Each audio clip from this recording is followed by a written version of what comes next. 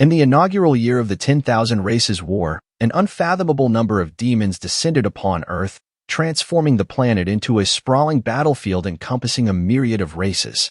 Despite humanity boasting a fraction of awakened individuals with extraordinary abilities, their numerical inferiority and lack of sufficient combat prowess swiftly placed them at a disadvantage. Resorting to the utilization of firearms and nuclear armaments, humanity scrambled to erect 10 defensive lines in a desperate bid to stave off the relentless assaults of the 10,000 clans. Over the span of a decade, two of humanity's defensive bulwarks succumbed to the unyielding onslaught, plunging the fate of the human race into ever more precarious depths. Faced with an increasingly dire situation, humanity found itself compelled to wage a relentless battle against the inexorable tide of the 10,000 races. The toll exacted by this protracted conflict is staggering, with the Eastern Human Alliance alone tallying over 1 million military casualties since the war's inception. As ammunition dwindles and the ranks of supernaturally endowed individuals swell, the landscape of warfare undergoes a profound evolution, presenting humanity with both new challenges and unforeseen opportunities for survival and triumph. As nations recognize the indispensable role of these gifted individuals on the battlefield, a strategic shift towards their enlistment became paramount in the quest to reclaim territories and ensure the survival of humanity. To this end, the imperative to expand the scale of these legions and commit wholeheartedly to war became increasingly apparent. Thus, in the 10th year of the 10,000 Races conflict, the country of Hua embarked on the largest-scale conscription effort in its storied history. This monumental undertaking commenced in the industrial hub of the northern frontier, a pivotal city within the Eastern Alliance.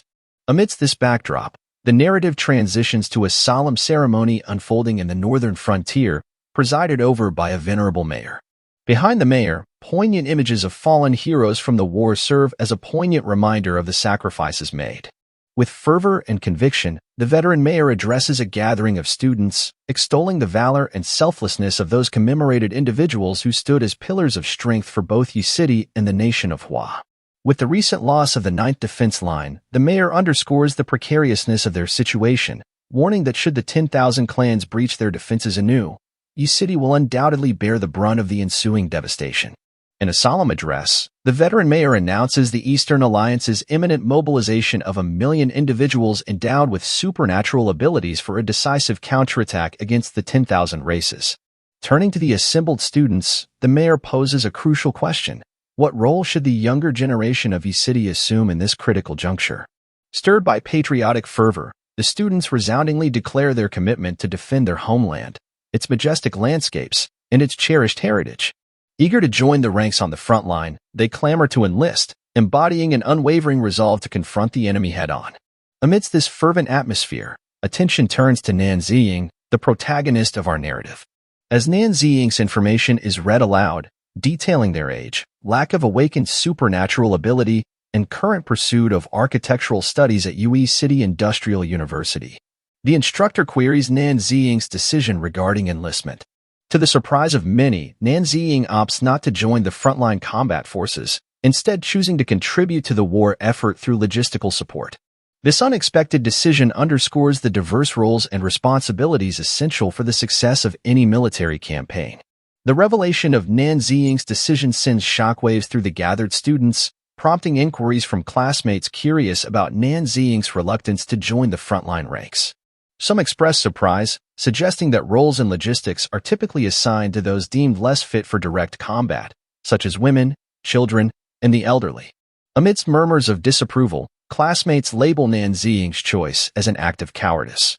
They point out Nan Ziying's robust health and outstanding academic achievements, emphasizing the urgent need for more personnel on the front lines during this pivotal moment in the nation's history. Reminding Nan Ziying of the collective shame felt when the 10,000 races breached the defenses, classmates appeal to Nan Ziying's sense of duty and honor. Despite the impassioned pleas from peers urging Nan Ziying to reconsider, the resolve remains steadfast.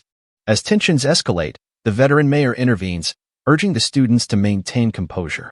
Emphasizing that enlistment is voluntary and driven by personal conviction and a sense of duty, the mayor encourages respect for individual choices in service to the greater cause. The veteran mayor's address underscores the voluntary nature of enlistment, allowing students to make their own choices. Upon noticing Nan Ziying's academic excellence, the mayor expresses regret at the potential waste of talent, urging Nan Ziying to depart. As Nan Ziying leaves amidst disparaging remarks from peers, the scene transitions to the following day, where the assembled forces prepare for departure amidst a flurry of activity. Helicopters hover overhead, while ground troops board trucks amidst resounding cheers for their impending victory on the front lines. Meanwhile, Nan Ziying reads news reports detailing the Eastern Alliance's monumental counterattack against the 10,000 clans. However, the spotlight shifts dramatically as Nan Ziying's name trends as a rookie who refused frontline deployment, sparking widespread condemnation. Despite the efficient functioning of the logistics department, public sentiment casts Nan Ziying as a coward for their decision. The discourse surrounding the decision to remain behind underscores a prevailing sentiment that young individuals shirking frontline duties are evading their generational responsibilities. Amidst the inundation of critical commentary, Nan Ziying reflects on the dichotomy between heroism and peril inherent in the impending conflict. While acknowledging the valor of those poised for frontline deployment, Nan Ziying perceives the gathering of 1 million troops as an optimistic yet potentially misguided endeavor, underestimating the formidable might of the alien forces. Drawing from personal experience in a previous life, Nan Ziying recalls a journey from early enlistment to frontline combat and eventual ascension to the rank of war commander, where strategic acumen was honed. Faced with humanity's inexorable retreat, Nan Ziying's dedication shifted towards the mastery of 5 major talents, culminating in the implantation of corresponding talent trees within. The envisioned synergy of these talents held the promise of reversing the tide of war, yet the abruptness of humanity's defeat truncated Nan Ziying's efforts before fruition. Nan Ziying's demise at the hands of one of the 10,000 race's most formidable adversaries leaves him grievously wounded, grappling with regret over the untimely realization of his potential. Reflecting on the pivotal role his talents could have played in safeguarding humanity, Nan Ziying ponders whether fate or an unrelenting obsession drove his rebirth. Remarkably, upon reincarnation, Nan Ziying finds that the 5 talent trees implanted within him have been preserved intact. These talents form the cornerstone of his renewed purpose. The first, the beast-taming talent tree, grants Nan Ziying the ability to tame and command multiple beasts simultaneously, augmenting their abilities and exerting control over mutant creatures.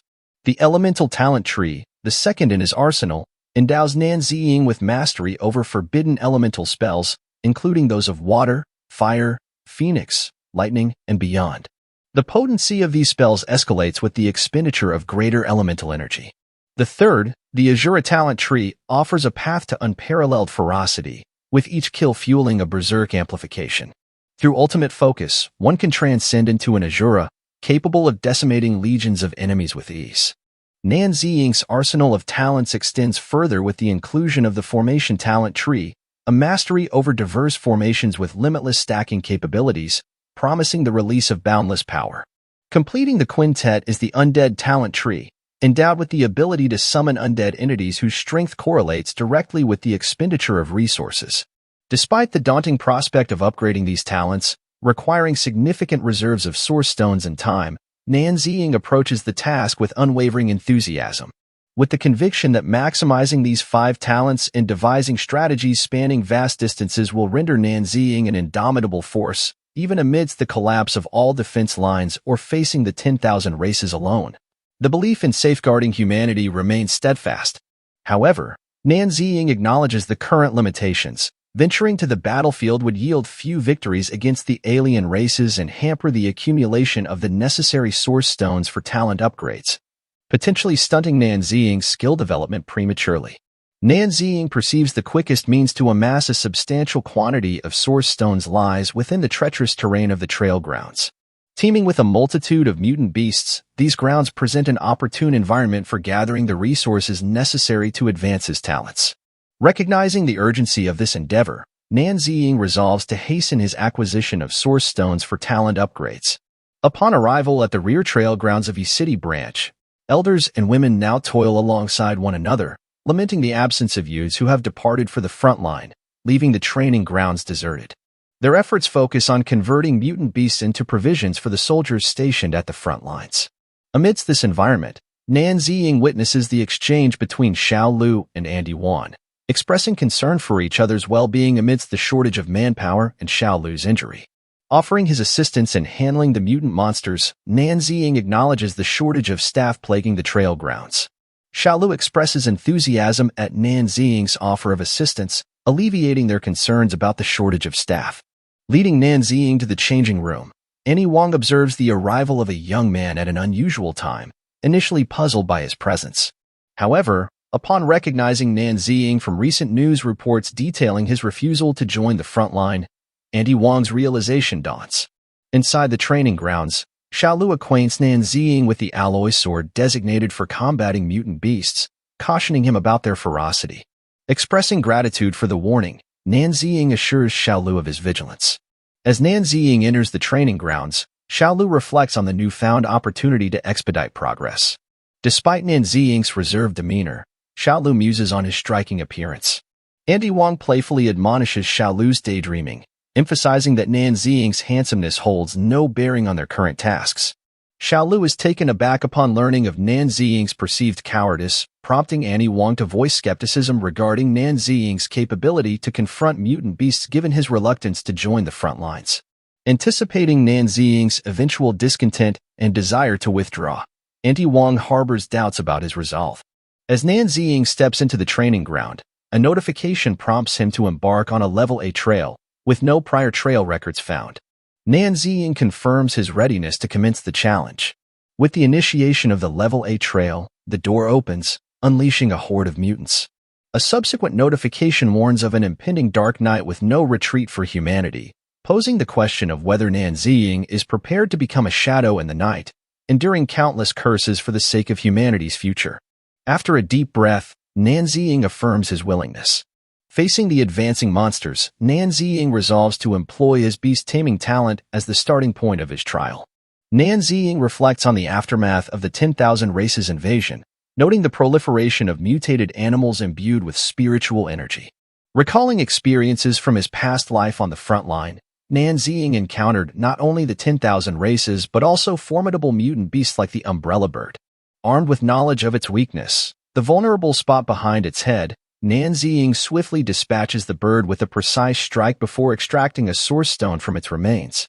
Reflecting on the talent upgrade mechanism akin to his previous life, Nan Ziying surmises that each kill yields a source stone, facilitating talent enhancement. With each upgrade, Nan Ziying gains the capacity to tame additional mutant beasts. Though sustaining minor injuries from the encounter, Nan Ziying remains resolute in his ability to endure such wounds. Strategizing to avoid vital points during combat, Nan Ziying maintains confidence in his capacity to prevail. Navigating through the swarm of mutant monsters with efficiency, Nan Ziying systematically dispatches each umbrella bird that converges upon him. As he observes an increase in both his effectiveness and the number of mutants he can tame, Nan Ziying's confidence grows.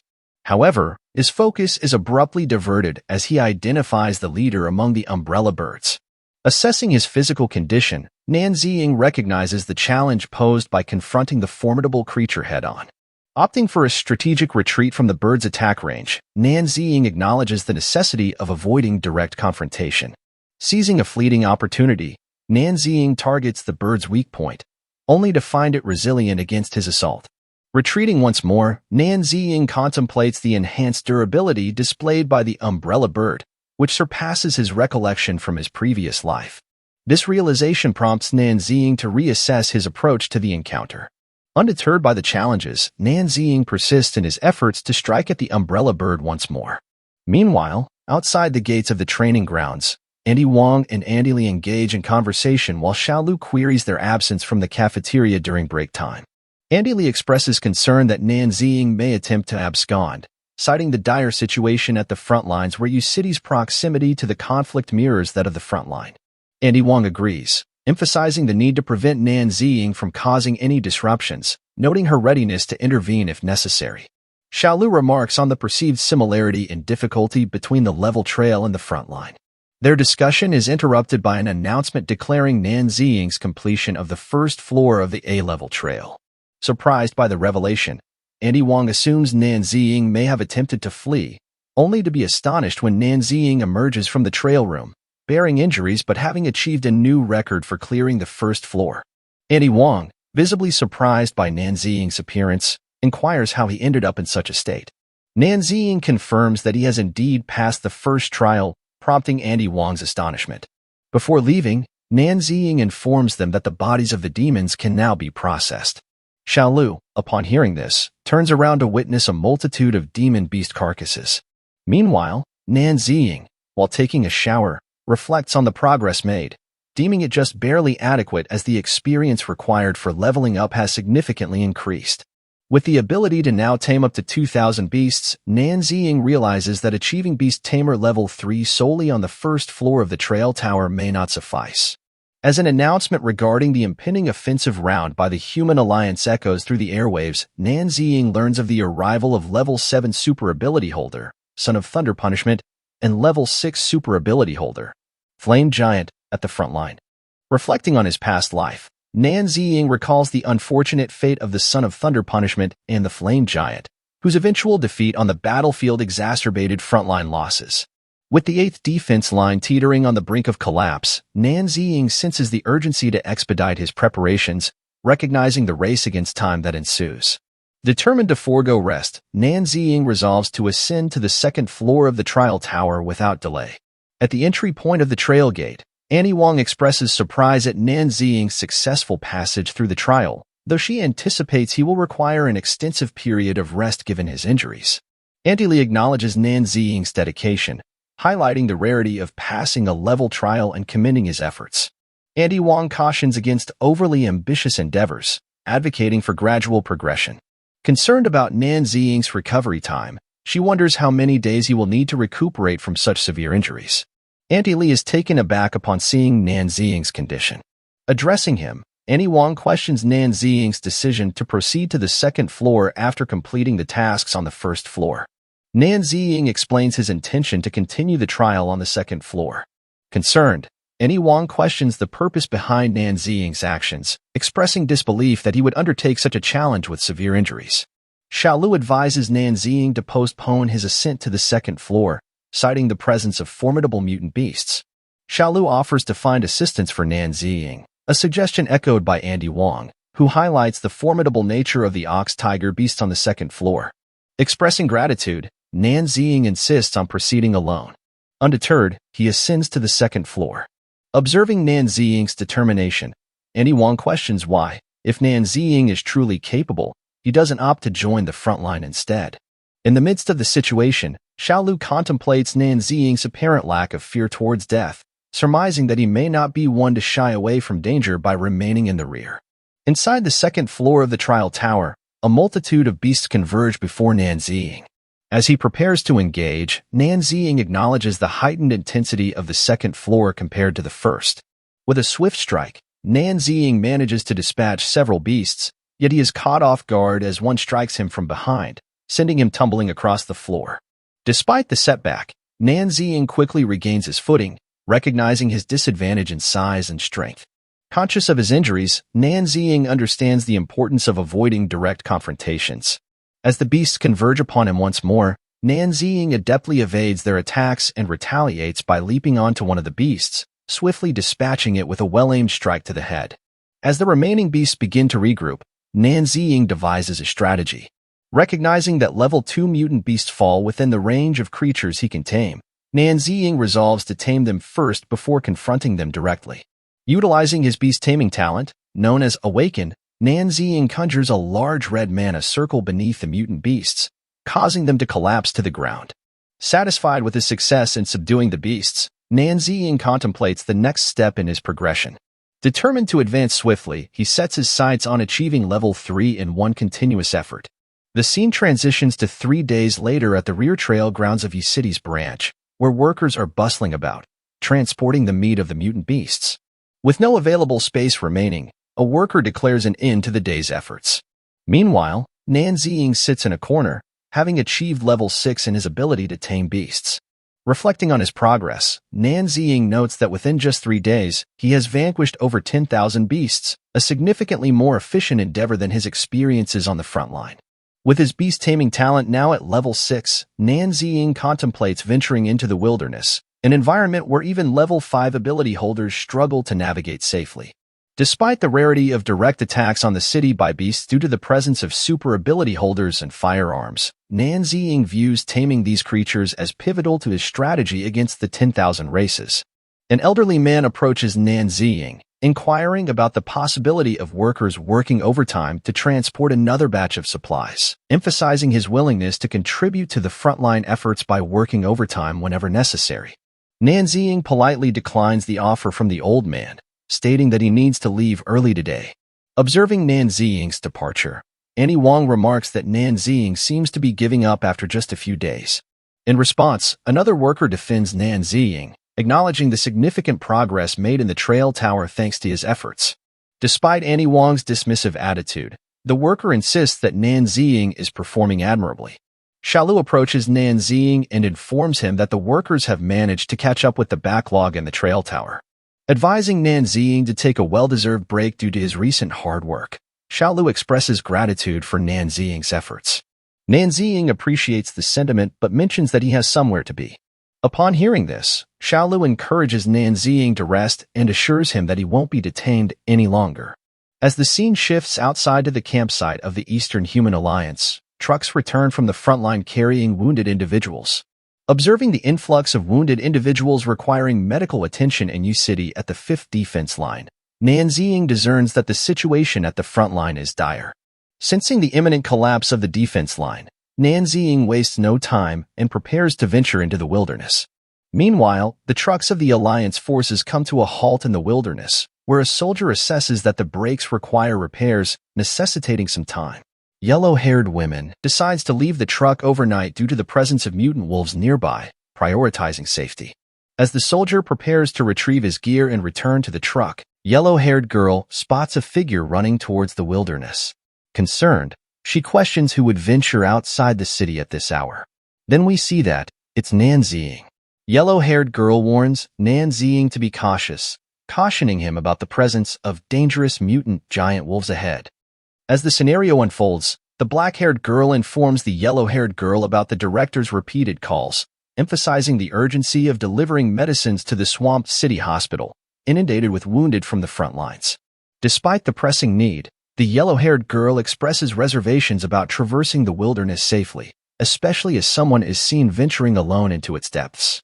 The black-haired girl highlights the perilous nature of the area, citing it as a den of mutant giant wolves. She stresses the vulnerability of the medical herb collection team in the face of such threats. Concerned by the unfolding events, the yellow-haired girl prepares to return to the track. Suddenly, a cry for help pierces the air, prompting her to glance outside and witness soldiers under attack. As they prepare to retaliate, a mutant wolf emerges from the front of the car. Swiftly taking action, the black-haired girl steps forward, neutralizing the threat with her firearm. The sound of gunfire echoes, heightening the tension of the situation. As Nan Ziying registers the distant sound of commotion emanating from the direction of the medical herb collection team, he pivots to realize the dire situation unfolding. Not only are the mutant wolves launching an assault on the medical herb collection team, but a separate pack is also ambushing Nan Ziying's position. Nan Ziying acknowledges this unexpected turn of events, recognizing it as potentially advantageous, given the heightened intelligence of the beast due to the increased concentration of spiritual energy. Meanwhile, he finds himself completely encircled by the mutant wolves. Switching back to the herb collection team, the black-haired girl, sensing the imminent danger, cautions Xiaonan, the yellow-haired girl, to exercise caution. Whether they choose to eliminate or repel the mutant wolves, the black-haired girl advises seizing the opportunity to resume driving. Xiaonan confidently asserts her capability to handle the situation. Returning to Nan Ziying's perspective, he swiftly dispatches several mutant wolves with a single decisive strike. As the dust settles, Nan Ziying ponders the whereabouts of the alpha wolf, contemplating its potential significance in the unfolding confrontation. Contemplating the pivotal moment at hand, Nan Ziying realizes that by neutralizing the wolf pack, he could potentially save the besieged medical team. As the tension mounts, the imposing figure of the mutant wolf king emerges at the forefront of the pack. Reacting swiftly, Nan Ziying activates his beast-taming talent, Awaken, causing all the mutant wolves to submit to his command. With the wolf king looming behind them, Nan Ziying vaults over the assembled wolves and directs his taming spell towards the formidable leader. In a remarkable turn of events, the once aggressive wolves begin to exhibit signs of submission, lowering their heads in deference. Meanwhile, at the herb collection team's location, the black-haired girl opens fire, signaling Xiaonan to prepare for their escape through the now docile wolves. However, to Xiaonan's astonishment, the vehicle fails to start, leaving them stranded amidst the encroaching pack. Amidst the growing sense of despair, the black-haired girl resigns to their fate, anticipating an imminent attack from the wolves. The girl with black hair was completely puzzled. She couldn't figure out what was happening. She began to doubt her own eyesight. Why were those mutant wolves looking kinda cute? It just didn't make sense to her. As the wolves, previously intent on attacking, retreat back into the wilderness, leaving the herb collection team unharmed. Perplexed by the sudden turn of events, both the black-haired girl and Xiaonan struggle to comprehend the scene unfolding before them. In the wilderness, Nan Ziying stands atop a rock, surrounded by the assembled pack of mutant wolves, including the formidable Wolf King. As Xiaonan and the black-haired girl arrive atop their vehicle, Xiaonan's realization dawns. The once aggressive mutant giant wolves have been tamed. The black-haired girl, astonished by the sight, marvels at the singular feat of a lone individual taming such a vast number of wolves, questioning the level of expertise required for such a remarkable achievement. Meanwhile, Nan Ziying, seated calmly on a nearby rock, reflects on his newfound companions. Having successfully tamed a staggering 1,000 steel giant wolves, Nan Ziying ascends to the esteemed level 7 of beast taming proficiency. Surprised by the unexpected development, Nan Ziying notes the remarkable obedience displayed by the now tamed wolves. With a sense of authority, Nan Ziying commands the wolves to disperse temporarily, to be summoned at his behest when needed. Addressing the Wolf King directly, Nan Ziying imparts a crucial instruction to refrain from attacking humans, thus establishing a mutual understanding between man and beast. Considering the broader strategic implications, Nan Ziying acknowledges the existence of 3 additional uninhabited regions near Yi City, with countless more dispersed across distant territories. Recognizing the necessity of taming and subduing all mutant beasts within these areas, Nan Ziying contemplates the monumental task ahead. As part of his ambitious battle plan, Nan Ziying envisions assembling an army comprising over 10 million mutant beasts, a formidable force crucial for humanity's defense against the encroaching threat. Moreover, Nan Ziying emphasizes the importance of securing the path for the medical herb collection team, recognizing their role in sustaining the frontline efforts. Amidst these deliberations, Nan Ziying receives an urgent message summoning him to an emergency meeting at the factory. Intrigued by the sudden development, Nan Ziying ponders the nature of the situation awaiting him at the factory, preparing to address any unforeseen challenges that may arise. The focus shifts to the trail grounds at Yi City branch, where a senior officer arrives to address the veteran major. Expressing disappointment, the officer remarks that the performance of Yi City branch has been subpar. Initially expecting rapid progress to alleviate pressure from the front line, the officer laments that even with slightly higher-level mutant beasts, Yi City branch seems to struggle. In response, the veteran major explains that dealing with mutant beasts of level 4 and above is a new challenge for Yi City, compounded by the influx of elderly citizens from the rear who currently occupy the city's factory. Adjusting to handle these advanced threats may require additional time. However, the officer emphasizes the urgency of the situation, highlighting the frontline troops near starvation and the dwindling stockpile of mutant beasts in the rear to support military needs. It's clear they must swiftly address the challenge posed by these higher-level mutant beasts. Upon hearing this, the veteran major assures the superior officer that they will increase the deployment of personnel from Yi City to tackle this daunting challenge. However, the superior officer remains critical, expressing frustration that he had observed the entire Yi City branch for half a day without finding anyone useful. In response, Xiaolu defends their efforts, explaining that the mutant beasts, nearing level 4, already surpass Yi City's current capacity. Nevertheless, the superior officer insists that Yi City is impeding progress, citing the first deserter originating from their ranks. He further accuses the people of Yi City of irresponsibility, unable to shoulder significant responsibilities. Annie Wang, incensed by these accusations, voices her discontent, recounting the sacrifices her family made for the country. She vehemently defends the dedication of Yi City's workers, highlighting their relentless efforts to maintain the supply schedule under challenging circumstances. Outraged by the officer's disregard for the efforts of the people, Andy Wang condemns his careless remark, questioning how he could devalue their hard work with a single statement. As tension rises, a bodyguard of the superior officer moves to attack, but before any harm is done, Nan Ziying swiftly intervenes, incapacitating the assailant with a single decisive strike. The sudden appearance of Nan Ziying elicits relief and joy among the onlookers. Even the veteran mayor is taken aback by Nan Ziying's presence, pondering whether Nan Ziying has awakened his latent talents, considering his remarkable feat of defeating a level 5 ability holder with such ease. However, the superior officer, perturbed by Nan Ziying's interference and apparent disrespect, demands to know his identity. Upon seeing the officer, Nan Ziying recognizes him as Lin Yukai, the notorious profiteer known as the blood leech of the supply line. In Nan Ziying's previous life, Lin Yukai was infamous for trafficking various military supplies from the rear to the front line, profiting from the ongoing war. Amidst the unfolding confrontation, Nan Ziying reflects on Lin Yotsai's notorious past, recalling how he had caused significant losses before being exposed. Nan Ziying surmises that Lin Yukai likely targeted U-City's processing capabilities, intending to exploit the operation to profit further while neglecting the city's responsibilities. It comes as no surprise to Nan Ziying that Lin Yukai is involved, realizing that he must address this issue. However, Nan Ziying decides to first deplete Lin Yotsai's resources before confronting him directly. Asserting the workers' innocence, Nan Ziying emphasizes that they are not rebels seeking trouble, nor are they as irresponsible as Lin Yukai portrays them. The workers echo Nan Ziying's sentiments, questioning Lin Yotsai's intentions and what more he expects from them. Lin Yukai, feeling uneasy, realizes that his assumptions about U-City were flawed. It still harbors individuals with power and resolve.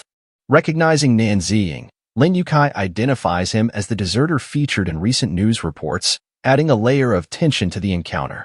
In a tense exchange, Lin Yukai accuses Nan Ziying of refusing conscription and attacking a soldier, threatening to execute him on the spot. Unfazed, Nan Ziying dismisses the threat but highlights the consequences, his role in processing tens of thousands of mutant beasts at the Trail Tower. He emphasizes that his demise would impede the supply progress even further. The revelation shocks both the veteran major and Lin Yukai. Nan Ziying elaborates on the challenges posed by high-level mutant beasts, which affect human minds with their malignant energy, and explains why Lin Yukai sought assistance from U-City. Despite his willingness to take on the task, Nan Ziying acknowledges the officer's intent to eliminate him. Lin Yukai realizes that a deserter in U-City possesses knowledge of mutant beasts, leading to a shift in the power dynamics. Observing the reactions of those present, Lin Yukai finds Nan Ziying's claims credible and decides to go along with it. He expresses cautious optimism, hoping Nan Ziying speaks the truth. Lin Yukai then pledges to send 5,000 level 4 mutant beasts to U-City's trail grounds the following day, setting a week as the deadline for Nan Ziying to process them. If successful, Nan Ziying will be pardoned. Otherwise, Lin Yukai vows to settle all debts. With that, Lin Yukai departs, leaving the workers curious about Nan Ziying's decision to accept the military pledge. Concerns arise about the consequences if Nan Ziying fails. Xiaolu questions Nan Ziying's ability to handle the mutants alone, prompting reassurance from Nan Ziying that he can manage the task. While acknowledging the challenges ahead, Nan Ziying contemplates the formidable nature of the 4th-level mutant beasts.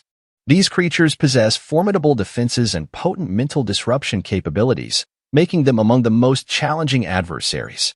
However, Nan Ziying recognizes the value not only in their utility as supplies but also in their materials. Reflecting on Lin Yotsai's relentless pursuit of profit, Nan Ziying sees an opportunity amidst the adversity. These creatures serve as ideal subjects for enhancing Nan Ziying's Azura talent. Nan Ziying devises a plan to first eliminate all the beasts provided by Lin Yukai, then leverage their essence to bolster his own abilities. Ultimately, Nan Ziying intends to eradicate Lin Yukai and his associates, severing their influence once and for all. The scene unfolds onto the following day, where a vigilant guard approaches the officer with urgent news. 5,000 4th-level mutant beasts have been successfully delivered. Without delay, the officer addresses the gathered city dwellers, informing them that logistics soldier Nan Ziying has been entrusted with the monumental task of processing these creatures. The weight of responsibility is palpable as the officer imposes a strict deadline of 1 week, citing wartime regulations. Moreover, Nan Ziying is reminded of his subjugation to the authority of military supply officer Lin Yukai. However, tension simmers beneath the surface as the officer accuses Nan Ziying of insubordination, referencing worker riots and an attack on an officer. Any delay in fulfilling this mandate will result in additional charges, with immediate consequences. Xiaolu and the elders recoil in disbelief at the severity of the situation. In a bid to justify his actions, The officer reminds the assembly of his compliance with military orders the previous day. It's a sobering reminder of the unyielding authority they must navigate in these turbulent times. It falls upon the officer's solemn duty to personally oversee the apprehension of Nan Ziying. With a weighty list in hand, the officer confronts Nan Ziying, whose demeanor is stern and resolute. Nan Ziying challenges the officer's authority, dismissing his words as mere messenger's chatter. A tense exchange ensues, interrupted briefly by a concerned guard attempting to intervene. However, the officer gestures for restraint, choosing instead to exhibit a surprising degree of compassion towards their impending target. Assuring Nan Ziying of his presence, the officer pledges to await his return. Xiao Lu interjects with crucial information, highlighting the necessity of anesthesia smoke in handling these formidable mutant beasts. Yet, the scarcity of such resources in Yi City compounds the already daunting task. Nan Ziying reassures Xiao Lu, promising to exercise utmost caution. As tensions simmer, the guard issues a stark warning. These fourth-level mutant beasts possess formidable mental abilities, rendering them exceedingly dangerous. It's a sobering reminder of the perilous nature of his mission. The guard watches Nan Ziying's confidence with a puzzled expression, pondering whether Nan Ziying possesses psychic abilities. The officer, however, dispels such notions, revealing that Nan Ziying had been previously tested for psychic sensitivity without any discernible reaction. Despite this, the officer acknowledges the formidable mental prowess of the fourth-level mutant beasts, which even they find overwhelming. Deciding to withhold immediate action against Nan Ziying, the officer harbors doubts about his ability to confront these powerful creatures. Yet, a calculating thought crosses his mind, the prospect of claiming Nan Ziying's possessions once they're removed from duty. With the directive from Boss Lin Yukai to supervise, the officer sees an opportunity to benefit from Nan Ziying's downfall. Assured of the guard's loyalty, the officer instructs them to report faithfully to Boss Lin Yukai. With a nod of affirmation, the guard assures the officer of his commitment to honesty in reporting. The scene transitions to Nan Ziying, poised to confront the menacing mutant beasts, unaware of the tangled web of intrigue surrounding them.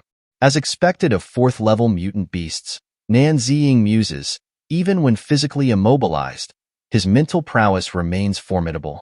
Observing the intricate illusions woven by these creatures, Nan Ziying marvels at his ability to conjure such vivid imagery. Without warning, a beast lunges at Nan Ziying, but with lightning reflexes, Nan Ziying evade the attack and swiftly incapacitate the creature with a single, precise strike. Nan Ziying realizes that as long as his mind remains impervious to the beast's control, these formidable creatures are nothing more than motionless targets. Contemplating his next move, Nan Ziying acknowledges the need for more malevolent energy to augment his innate abilities. Nan Ziying yearns for the beasts to unleash his full potential, eager to confront the true extent of his power.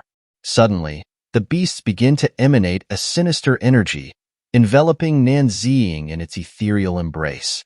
Memories flood Nan Ziying's consciousness, revealing fragments of a past life ravaged by the mutant beast's relentless onslaught. Despite wielding the immense power of the 10,000 races, Nan Ziying recalls his futile struggle against the leader of the mutants, a bitter reminder of past defeats and unfulfilled vengeance. In a moment of clarity, Nan Ziying shatters the illusion woven by the mutant beasts, asserting humanity's right to determine its own fate. The system recoil in astonishment, witnessing Nan Ziying's resilience against his malevolent energy. The system cautioned Nan Ziying against the perils of consuming such energy, warning of the descent into madness that awaits. Undeterred, Nan Ziying proclaims that harnessing this malign energy will serve as a catalyst to unlock his dormant potential. With determination in his eyes, Nan Ziying explains that activating his Azura talent and entering the Azura state will exponentially enhance both his physical and mental capabilities. Nan Ziying seized the opportunity, absorbing the swirling malevolent energy into his being. As the energy courses through Nan Ziying's veins, Nan Ziying unleashes his Azura skill, triggering a transformation that propels them to unprecedented heights. In a surge of power, Nan Ziying ascends to his pinnacle, ready to face whatever challenges lie ahead. The scene transitions to Lin Yukai, who receives an unexpected call from the guard. Anxious, Lin Yukai inquires about the status of Nan Ziying, wondering if the task has been completed. To Lin Yotsai's astonishment, the guard reveals that despite it being only 4 days since his departure, Nan Ziying has single-handedly vanquished all 5,000 fourth-level mutant beasts. Shocked by this revelation, Lin Yukai probes further, seeking assurance about Nan Ziying's well-being. The guard reassures Lin Yukai, noting Nan Ziying's apparent fatigue but emphasizing his continued clarity of mind. With a note of caution, Lin Yukai instructs the guard to keep a vigilant watch over Nan Ziying, ready to intervene if any suspicious behavior arises. The implications weigh heavily on Lin Yotsai's mind as he contemplates the unexpected turn of events. Meanwhile, back at the Yi City branch, the officer is equally taken aback by Nan Ziying's remarkable achievement. As the officer ponders Nan Ziying's astonishing accomplishment, doubts linger. Recalling his thorough investigation before Nan Ziying's departure, the officer remains perplexed by how someone without any apparent psychic abilities could achieve such a feat. Meanwhile, Nan Ziying reflects on his newfound strength. With his Azura skill now at level 5 and a host of unlocked abilities, Nan Ziying feels a tangible growth in both physical prowess and mental fortitude. While Nan Ziying haven't yet reached level 6, Nan Ziying revels in the acquisition of his first Azura talent skill, realizing it opens doors to taming even higher-level beasts in the wilderness, hastening his plans. Aunt Wang voices her admiration for Nan Ziying's pivotal role in saving the Yi City branch from potential disgrace. She acknowledges the necessity of utilizing his skills, as certain higher-ups lack the capability to confront the mutant beasts themselves, relying on the Yi City branch for assistance. Nan Ziying's triumph, Aunt Wang suggests, has not only redeemed the branch but also solidified its importance in the eyes of those in power. Upon hearing Aunt Wang's remarks, Nan Ziying is jolted into awareness of potential adversaries lurking in the shadows, harboring resentment towards his successful completion of the task. The elevation of Nan Ziying's Azura talent level has sharpened his mental acuity, leading them to speculate about the officer's hidden abilities. Meanwhile, frustration gnaws at the officer, who grapples with the need to re-evaluate Nan Ziying's capabilities. The guard's reminder about the paramount importance of task completion above all else brings the officer up short. Going against Boss Lin Yotsai's directives by launching an investigation feels like a breach of protocol. The guard underscores the necessity of patience, emphasizing the need to defer to Boss Lin Yotsai's authority. Furthermore, the lingering mental residue from the mutant beasts presents a formidable obstacle to hasty action, potentially interfering with the officer's judgment. Dismissing the guard's warnings as nonsense, the officer asserts his intent to report directly to Boss Lin Yukai when the time is ripe. With a determined focus, the officer taps into his psychic abilities, probing Nan Ziying's mind. Sensing the intrusion, Nan Ziying braces themselves, recognizing the opportunity to put his Azura talent to the test. As the officer delves deeper into Nan Ziying's psyche, he is startled by the unexpected darkness that envelopes them. Perplexed, the officer expects to encounter mental entities, yet finds themselves in an eerie void. A voice breaks the silence, drawing the officer's attention. Turning, the officer is confronted by Nan Ziying's condensed malign energy, manifesting into a tangible mental entity. Shocked by this unforeseen development, the officer demands answers from Nan Ziying. Bewildered, the officer questions the nature of Nan Ziying's psychic abilities, puzzled by the discrepancy between his previous investigation and the current revelation. The officer struggles to comprehend how Nan Ziying could have amplified his malign energy in such a brief span. Desperate for answers, the officer presses Nan Ziying about his true identity. Unfazed, Nan Ziying dismisses the inquiry, asserting that the officer's intrusion into his mental realm was unwarranted. With a surge of malevolent energy, Nan Ziying retaliates, unleashing a relentless assault on the officer. Outside, chaos unfolds as the officer, consumed by madness, careens through the area, spouting nonsensical ramblings. Aunt Wang and the bystanders watch in shock, bewildered by the sudden transformation. The guard intervenes, recognizing the dire implications of the officer's erratic behavior. The guards swiftly incapacitate the officer with a decisive strike, averting potential harm to the Yi City branch inhabitants. As the dust settles, the guard apologizes for the disturbance, acknowledging the necessity of his actions to prevent further chaos and safeguard boss Lin Yotsai's reputation. Approaching Nan Ziying, the guard observes his unconscious form and assumes that Nan Ziying have succumbed to exhaustion. Concern creases the guard's brow as the guard contemplate the potential consequences of the officer's interference on Nan Ziying's ability to tackle the monsters. Determined to relay the situation to boss Lin Yukai, the guard departs, urging the others to maintain his efforts. As the guard leaves, Nan Ziying's lips curve into a serene smile. Unbeknownst to the guard, his departure heralds a momentous achievement. A notification flashes, announcing Nan Ziying's ascension to level 6 of his Azura skill. A few moments later, Nan Ziying's eyes flutter open to find the entire branch gathered around him. Aunt Li's joyous exclamation summons everyone to Nan Ziying's side, his relief palpable as he regains consciousness.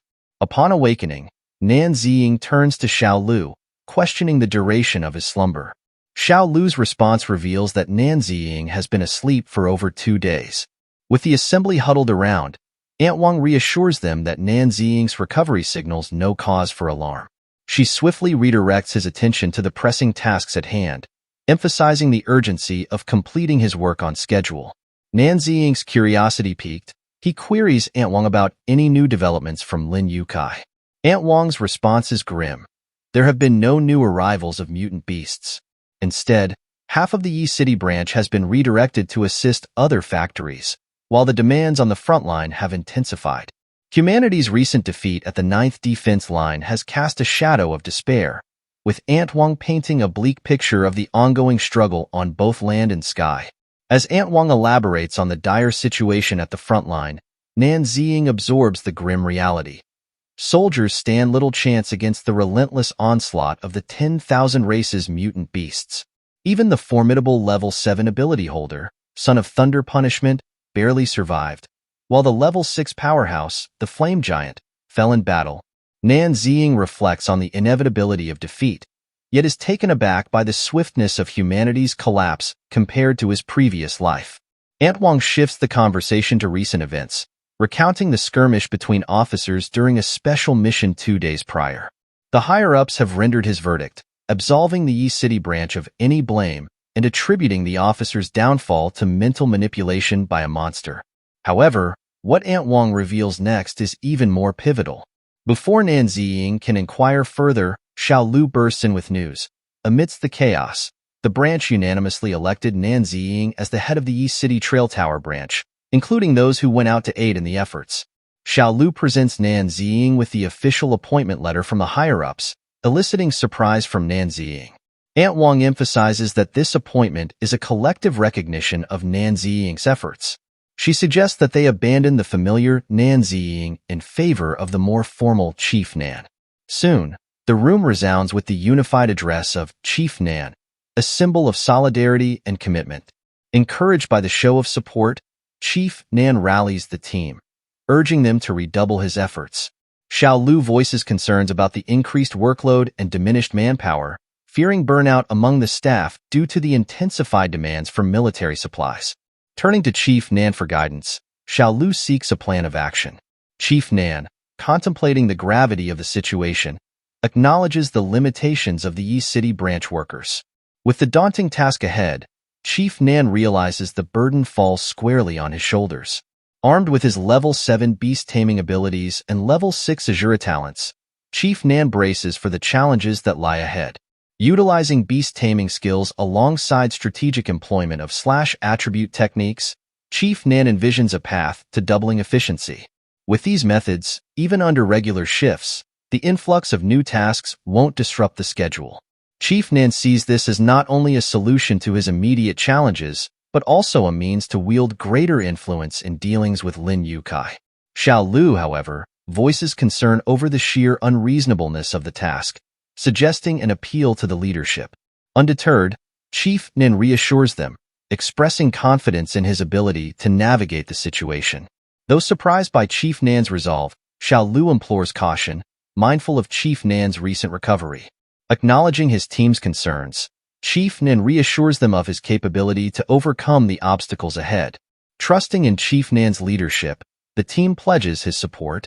Yet, amidst the reassurances, Chief Nan's senses prick with awareness of an intruder in the room, casting a shadow of uncertainty over the gathering. Nan Ziying's instincts flare as he realizes the presence in the room doesn't belong to any member of the Yi City branch. Bursting out, he scans his surroundings, searching for the intruder. But the space appears empty, devoid of any sign of the mysterious visitor. Determined to uncover the truth, Nan Ziying dashes outside in pursuit, only to find himself alone once more. Suddenly, a woman materializes behind him, startling Nan Ziying.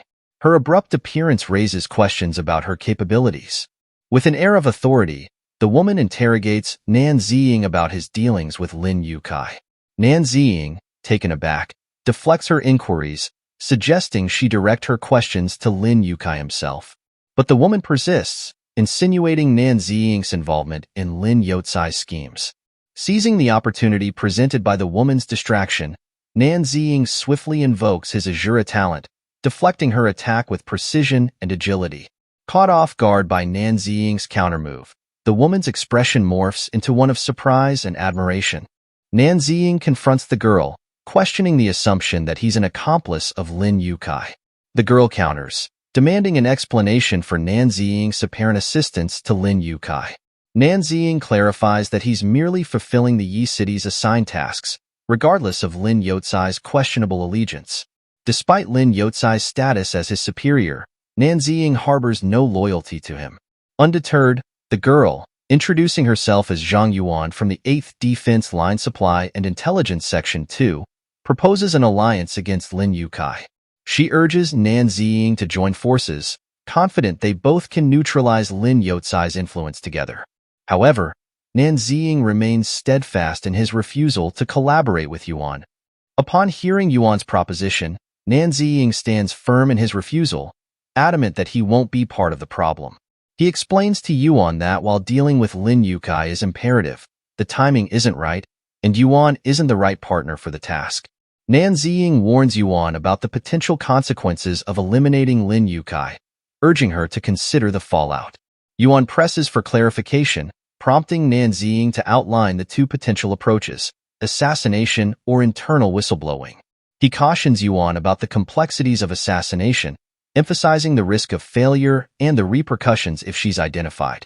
Nan Ziying also highlights the drawbacks of internal whistleblowing, citing the current fragility of humanity's situation and the potential for damaging rumors to spread. Taken aback by Nan Ziying's insights, Yuan is left reeling, forced to reconsider her options in light of the harsh realities Nan Ziying presents. Nan Ziying elucidates the potential repercussions of internal discord, warning Yuan of the chaos it could unleash. Yuan, faced with the weight of the decision ahead, turns to Nan Ziying for guidance. In response, Nan Ziying assures Yuan that he will personally address the Lin Yukai situation.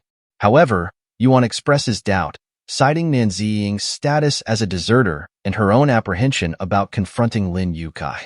Undeterred, Nan Ziying unleashes his Azura skills, reminding Yuan of his recent sparring session. He asserts his newfound confidence, challenging Yuan to consider her chances against him. Startled by Nan Ziying's display of power, Yuan begins to comprehend the extent of his abilities. She realizes that Nan Ziying may possess the capacity to continuously strengthen himself, leaving her uncertain of her own capabilities in comparison.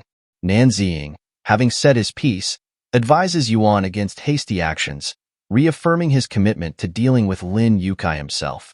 Yuan reluctantly concedes to Nan Ziying's request, emphasizing the necessity of success in his endeavor. Nan Ziying affirms his agreement, assuring Yuan of his commitment to keeping his word. He pledges to rely on Yuan for the mutant beasts needed by the Yi City branch once he has dealt with Lin Yukai. Curious about Nan Ziying's requirements, Yuan inquires about the quantity of mutant beasts needed. She acknowledges Nan Ziying's current strength and his ability to remain formidable even on the battlefield. Yet, she expresses concern about Nan Ziying's intentions, questioning his allegiance and whether he harbors ulterior motives against humanity. Nan Ziying dismisses Yuan's suspicions, reassuring her that his allegiance lies firmly with humanity. He explains that while he is committed to driving out the 10,000 races, he acknowledges his own limitations in achieving this goal. Having bid farewell to Yuan, Nan Ziying leaves her with a lingering sense of unease. Despite his unsettling demeanor, Yuan finds herself inclined to trust him, drawn in by the sincerity reflected in his eyes. A few days later, Nan Ziying successfully completes the latest mission without a hitch. Lin Yukai, impressed by his efficiency, entrusts the Yi City branch with the next task, expressing hope for his continued success. As the team prepares for the new assignment, Xiao Lu voices her concerns about the increased difficulty level of the mutant beasts this time around. Reflecting on the previous struggles, she questions Nan Ziying's readiness for the challenge. However, Nan Ziying reassures Xiao Lu, exuding confidence in his ability to handle the task at hand.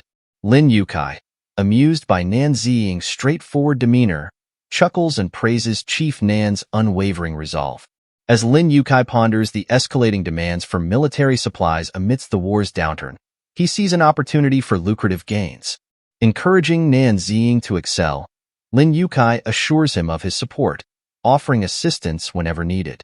He dangles the prospect of personal commendations for Chief Nan and his team if they perform admirably in the upcoming tasks. Nan Ziying wastes no time in mobilizing the team, directing them to prepare for work at the station.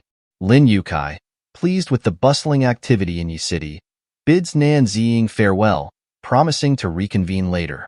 Alone with his thoughts, Nan Ziying contemplates the significance of the beasts dispatched to the Yi City branch. To him, they represent not just challenges, but opportunities for his own talent enhancement. With a surge of malign energy, Nan Ziying unleashes his alloy evil blade skill, swiftly dispatching the monsters sent by Lin Yukai. With each victory, Nan Ziying feels his Azura skills ascending to new heights. On March 20th, Eagleland's 8th Defense Line faced a relentless attack. After a prolonged and grueling battle that lasted for a total of 4 hours, a staggering 800,000 soldiers fell in combat. Despite this immense loss, Nan Ziying continued his valiant efforts, tirelessly defeating the encroaching monsters. During this time, he not only honed but significantly increased the prowess of his Alloy Fury Blade and Azura Berserker skills. Just 2 days later, on March 22nd, the 8th Defense Line stationed at the northern glacier succumbed to the overwhelming forces. The breach allowed the 10,000 races to invade the homeland, resulting in the loss of an additional 600,000 soldiers. Nevertheless, Nan Ziying remained undeterred. He persistently battled the monstrous foes, further enhancing his combat skills with each victory. By March 24th, the situation grew even direr as the southern glacier's 8th Defense Line came under attack from the formidable steel race. In a mere hour, the defense line collapsed and 500,000 soldiers were defeated. Yet, Nan Ziying's resolve did not waver. He continued his relentless strikes on the monsters, continually improving his combat abilities. The crisis reached its peak on March 26th when the defense lines of France and several other nations were also overwhelmed. In an astonishingly brief period of just half an hour, these lines were entirely defeated. Despite the catastrophic losses, Nan Ziying's determination never faltered. He unleashed the full power of his Azura skill, reaching its maximum level.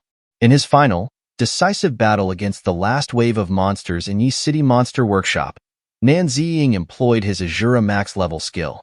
With one powerful and precise strike, he managed to defeat all the remaining monsters. Nan Ziying reflects deeply, considering that the Azura max level is exponentially different from his previous life experiences. The sheer power and capability of this level are beyond anything he had known before. After he turns off the Azura mode, Nan Ziying makes an important statement. The source stones harvested in recent days can now be effectively used for taming beasts. This development could be a significant advantage in their ongoing struggles. However, he also notes that Lin Yukai will be rich, but will have no life to spend on it due to the continuous conflicts and danger. As Nan Ziying steps out, he joins everyone else to hear the latest news. The broadcast states that, at the moment, only the Eastern Alliance, the United States, and Mao country are still desperately holding on against the overwhelming forces.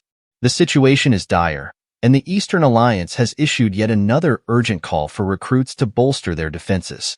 Hearing this alarming news, Nan Ziying contemplates the rapid collapse of their defenses. He realizes that, despite his powerful Azura talent, he is still just one person in a vast conflict. The urgency of the situation dawns on him, and he understands that he must plan his next moves quickly and strategically. Lin Yukai then enters the scene and informs Nan Ziying that he has completed the assigned tasks swiftly. He praises Nan Ziying for his improved efficiency, noting a significant enhancement in his performance. Lin Yukai then poses an important question to Nan Ziying, asking what official position he would like to assume given his skills and recent achievements. Nan Ziying, after considering the situation, responds with a surprising yet firm declaration. He wants Lin Yukai himself. Surprised to hear this, Lin Yukai asks Nan Ziying what he means. Nan Ziying explains that he wants Lin Yukai to go to the northern wilderness tonight and bring back a batch of steel wolves. He emphasizes that he wants to quickly finish off those beasts to gain a strategic advantage. Hearing this, Lin Yukai comments on Nan Ziying's impressive stamina and dedication to the mission. Lin Yukai then admits that he likes Nan Ziying's determination and spirit. Nan Ziying bows respectfully and says that he will leave this task to Commander Lin, trusting him with this crucial mission. Lin Yukai reassures Nan Ziying not to worry, promising to handle it effectively. However, in his mind, Lin Yukai thinks that if Nan Ziying tries to play any tricks or deceive him, he will not hesitate to eliminate him. The scene then shifts to the northern wilderness, where Nan Ziying, fully geared up and ready for action, reflects on the current situation. He recalls that as high-level espers awaken, the 10,000 races will soon launch assassination plots against them. This realization makes him understand that he must act even more discreetly and cautiously from now on to avoid any potential threats. Nan Ziying checks his status window and observes that the requirements for a beast tamer's upgrade are growing exponentially. Meanwhile, the bodyguard informs Lin Yukai that about 1,000 mutant wolves have been detected ahead and are within the range of the spatial teleportation device. This is a critical situation as the wolves are numerous and potentially dangerous. Hearing this, Lin Yukai quickly instructs his bodyguard to charge through the wolves and use the spatial teleportation device to teleport those mutant wolves straight into the nano cages. Suddenly, Lin Yukai hears a noise outside. Concerned, he listens closely as the bodyguard reports that a horde of steel wolves has surrounded their vehicles. Lin Yukai is shocked to see this unexpected development and wonders why there was no warning before. The situation has become even more precarious, and immediate action is necessary. Lin Yukai then instructs his bodyguard to use the teleporter to move them to a safe place. However, the bodyguard explains that the teleporter can only operate within a 1-kilometer range. Unfortunately, the mutant wolves span at least 10 kilometers, which severely limits their options. This means their only viable option is to drive forward with determination and break through the sparse wolf pack ahead. If they can manage to do this, they might find a way out of this dangerous situation.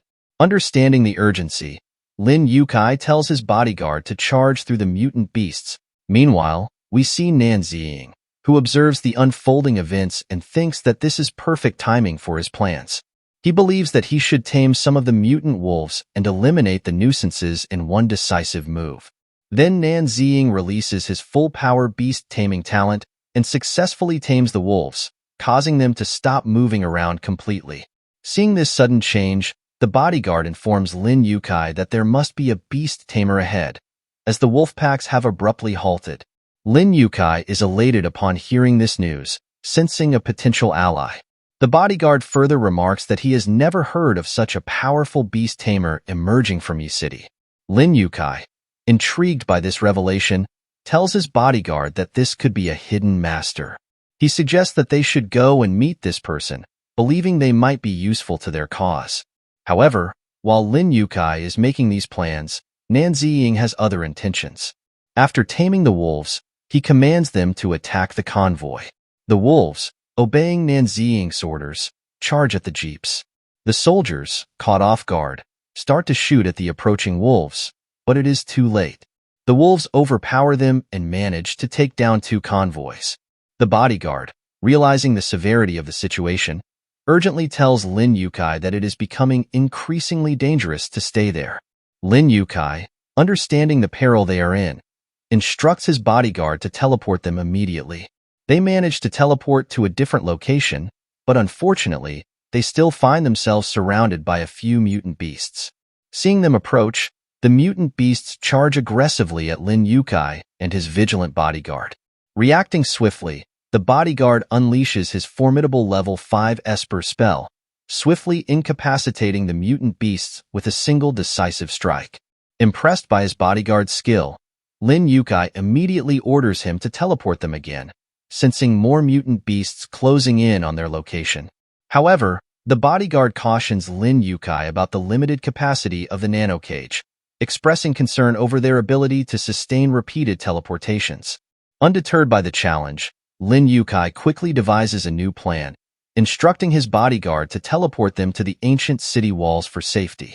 As they materialize at their new location, Nan Ziying steps forward to greet them unexpectedly. He remarks casually that he had been waiting, noting Lin Yotsai's delayed arrival compared to his expectations. Taken aback by Nan Ziying's presence, the bodyguard turns to Lin Yukai, questioning the identity of this unexpected visitor. Lin Yukai and his bodyguard share a moment of astonishment as they realize it is indeed Nan Ziying standing before them. Lin Yukai confronts Nan Ziying directly, asking if he intends to eliminate him. Without hesitation, Nan Ziying confirms his intent, asserting his purpose with unwavering determination. Lin Yukai responds sternly, warning Nan Ziying that any attempt to harm him will result in immediate retaliation. Nan Ziying wastes no time and charges straight at Lin Yukai, swiftly bypassing the bodyguard with determined agility. In one swift move, Nan Ziying seizes Lin Yukai, catching him off guard. Witnessing this sudden attack, the bodyguard reacts instinctively, rushing to aid Lin Yukai and initiating his teleportation spell. However, in a surprising display of skill, Nan Ziying activates his Azura Dragon ability, countering and effectively blocking the bodyguard's teleportation attempt. With a decisive strike, Nan Ziying swiftly takes down the bodyguard, leaving Lin Yukai stunned and horrified by the unexpected turn of events. As Lin Yukai tries to apologize in his shock, Nan Ziying remains resolute and unmoved. Ignoring any pleas or explanations, Nan Ziying also takes down Lin Yukai. After successfully dealing with Lin Yukai, Nan Ziying reflects that all immediate concerns have been addressed. He summons his newly tamed mutant wolves, expressing satisfaction as he pats them for their performance. Nan Ziying then gives the command for the wolves to proceed to the northern wilderness and gather source stones on his behalf. Obediently, the wolves depart from the scene, following Nan Ziying's directive. The narrative shifts to Yi City's warehouse, where Yuan approaches Nan Ziying with news about Lin Yukai and his team. Yuan informs Nan Ziying that they encountered a beast tide near the northern wilderness the previous day, resulting in their entire team being overwhelmed and taken down. Yuan poses a direct question to Nan Ziying, asking if he had any involvement in the incident. Nan Ziying confirms that he had indeed approached Lin Yukai for the acquisition of a few mutant wolves. Intrigued by Nan Ziying's capabilities, Yuan asks if Nan Ziying possesses the ability to control beasts as well. Nan Ziying responds cryptically, implying that certain abilities or knowledge should remain undisclosed for strategic reasons. Yuan informs Nan Ziying that she has already taken proactive steps by submitting evidence of Lin Yotsai's embezzlement earlier that morning. She anticipates that Lin Yotsai's assets will soon be seized as a result of these actions. Nan Ziying tells Yuan, "That's good to hear." Yuan responds by saying that whatever the case, she owes Nan Ziying a debt of gratitude. She then suggests going out for a drink. Nan Ziying declines, explaining that he's not in the mood due to the nation's imminent crisis. However, Nan Ziying suggests another way Yuan can show her appreciation. Curious, Yuan asks what Nan Ziying has in mind. Nan Ziying explains that he would like Yuan to transform this place into Yi City's largest monster workshop, capable of accommodating 10 to 100 times more mutant animals and monsters than any other workshop. Impressed by the idea, Yuan acknowledges the potential benefits, especially given the shortage of frontline supplies. She assures Nan Ziying that the higher-ups would likely support this initiative and agrees to take charge of making it happen. The scene transitions to the following day at the fourth workshop, where Nan Ziying has unleashed his full-power Azura skill. He reflects on the genius of turning this location into a monster workshop and anticipates that harvesting source stones from mutated animals will be straightforward for him. Nan Ziying contemplates that with the capture of the steel giant wolves, he will soon be capable of organizing a massive million-beast tide. The scene shifts to 2 days later, revealing that Nan Ziying has advanced to become a level 7 beast tamer. He has successfully tamed approximately 100,000 level 5 steel wolves, and has also accumulated a substantial 1.9 million tameable source stones. Transitioning to the northern wilderness, Nan Ziying demonstrates his growing prowess by taming an impressive 500,000 steel wolves. He strategically commands the wolves to remain unified until he summons them to safeguard the northern wilderness and protect their domain. The narrative then shifts to the Whitebone Plains, where Nan Ziying confronts formidable level 6 blazing steel yaks. Employing his adept taming skills, Nan Ziying effectively gains control over the steel yaks. After successfully taming them, he issues clear directives. The steel yaks are to secure the Whitebone Plains, gather source stones diligently, refrain from harming humans or attacking cities, and await further instructions. Then we witness Nan Ziying, who has achieved the status of a level 8 beast tamer. He has successfully tamed an impressive array, 500,000 level 5 steel wolves and 500,000 level 6 blazing steel yaks. The scene transitions to Rift Canyon, where Nan Ziying contemplates his next move. He calculates that with the remaining 1 million source stones, he could potentially tame a group of level 7 mutated rampant apes from the canyon depths. As expected, Nan Ziying soon realizes that the aura emanating from these level 7 beasts surpasses that of the wolves and yaks he has tamed. In a tense moment, one of the apes lunges at Nan Ziying. Swiftly evading the attack, Nan Ziying employs his tame spell in an attempt to subdue the creature. To his dismay, the taming process fails, and he finds himself encircled by the hostile apes. Seeing this, Nan Ziying realizes that he will need to defeat these apes in battle before attempting to tame them. He employs his Azura skill and strikes down one of the apes with a single decisive blow. However, just as he does, Nan Ziying hears a roar, and more apes emerge to confront him. Recognizing the roar as the likely reason for his previous failed taming attempt, Nan Ziying understands that eliminating these lesser apes would be futile without first dealing with the boss behind them. Nan Ziying swiftly decides to charge toward the source of the roar. Suddenly, apes attack him from both sides, but Nan Ziying evades their strikes and takes them down effortlessly with precise counterattacks. He eventually reaches the location where the ape leader resides. Nan Ziying is taken aback by the sheer size of the ape leader. He feels the immense pressure emanating from the creature and knows that he would not be able to withstand it if not for his Azura skill. Seeing the leader, Nan Ziying estimates that the ape leader must be at least 9th level or possibly higher. Without hesitation, the ape leader charges at Nan Ziying with full force. However, Nan Ziying skillfully blocks the ape leader's attack with his sword. He then deflects another strike from the ape leader, but the formidable creature manages to grab Nan Ziying and slam him forcefully into the ground. Undeterred, Nan Ziying rises to his feet, fueled by determination and a growing anger. He resolves to assert his dominance over the ape leader. Nan Ziying channels his Azura skill to its maximum level, enveloping himself in a blazing red aura of power. Meanwhile, the scene shifts to the Paranormal Investigation and Monitoring Agency. Chun, a level 5 Azura Perception Esper, converses with her elder sister, Su Long, who is also a level 5 Azura Perception Esper. Chun asks Su Long if she is certain about the intense feeling she experienced earlier. Su Long confirms that her intuition regarding the overwhelming killing intent cannot be mistaken. They discuss the directives from their superiors, who have instructed them to closely monitor Yi City in recent days. Su Long tells Chun to stop referring to her as her elder sister, as they are the same age. Chun jests that she is merely being polite by not calling Su Long auntie. Suddenly, Su Long senses something and alerts Chun that there is incoming activity. She instructs Chun to initiate a trace back to the southwest of Yi City, specifically in the Rift Canyon. Upon hearing this, Chun activates her traceback spell. Simultaneously, the scene shifts to Nan Ziying engaged in battle with the boss ape. Nan Ziying easily overpowers and defeats the ape leader, a victorious smile crossing his face. Back at the agency, Chun is astonished by what she sees. Su Long, equally surprised, asks Chun to clarify what she has just witnessed. Chun explains that she saw what appeared to be an Azura demon. Nanxing managed to defeat the ape leader, but the mighty beast still struggled to get back on its feet.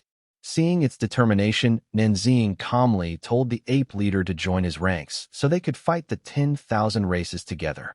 After thinking for a moment, the ape leader finally agreed. Nanxing then ordered the millions of apes that from this day forward they would follow the Ape King.